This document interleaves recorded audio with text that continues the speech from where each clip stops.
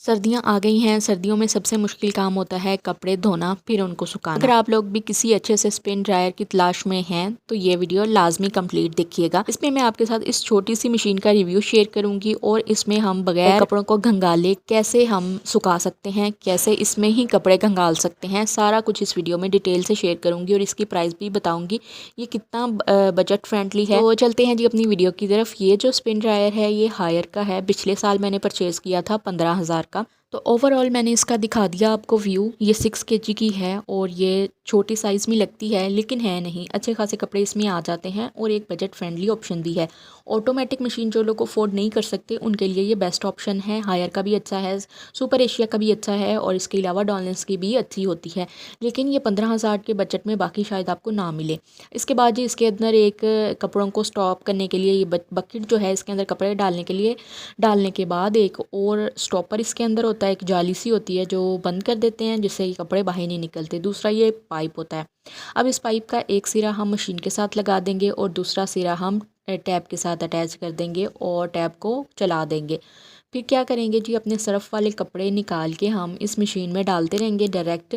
आपको कपड़े तो खुद निकाल के इस मशीन में डालने पड़ेंगे।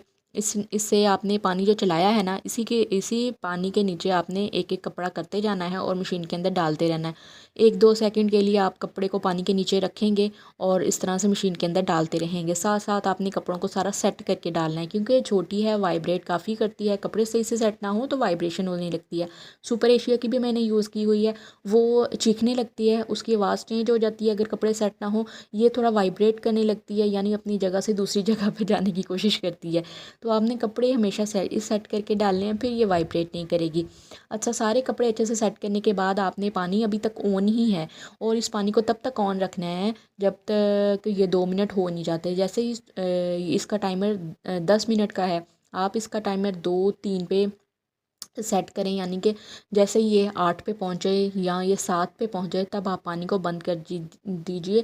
ये जो ड्रेनेज पाइप है ना, इधर आके आपको पता चलेगा कि इसका जो सर्फ वाला पानी है वो किस कदर निकल चुका है, अभी कितना बाकी है। अगर पानी बिल्कुल साफ़ आना शुरू हो गया है तो आप टाइमर को स्टॉप कर सकते हैं। इसका एक और प्लस पॉइंट है, अगर आप लोग इसको चलती मशीन को खोलेंगे तो ये फ़ौरन से रुक जाती है। अगर आपके कोई कपड़े रह गए हैं डालने वाले वो भी इसमें डाल सकते हैं या सेट करना चाहें तो भी कर सकते हैं। आपको मशीन के टाइमर के बंद होने का इंतज़ार नहीं करना पड़ेगा, फ़ौरन से ये खुल जाती है, फिर से बंद करें तो ये चलने लगती है। तो बस जी 5 मिनट में आपके कपड़े ड्राई कर देती है। 10 मिनट का टाइमर है जिसमें 4 मिनट आप पानी के सेट कर दें, 5 मिनट में आपके कपड़े ड्राई हो जाएंगे। तो ये बहुत अच्छा ऑप्शन है जो लोग महंगी मशीनें अफोर्ड नहीं कर सकते। अगर आप कुछ भी पूछना चाहते हैं तो ज़रूर पूछिएगा।